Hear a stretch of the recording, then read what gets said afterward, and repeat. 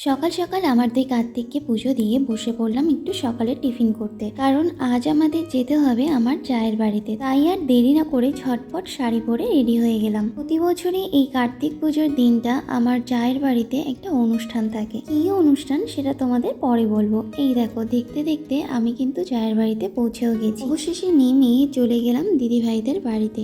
ঢুকতে না ঢুকতেই মার চোখ চলে গেছে পেয়ারা গাছের দিকে। অনেকদিন পর জায়ের বাড়িতে এসে বেশ ভালোই লাগছিল। চলো তোমাদের বাড়ির প্রথম সদস্যের সাথে পরিচয় করিয়ে দিই। এই যে, ইনি হলেন মিটু।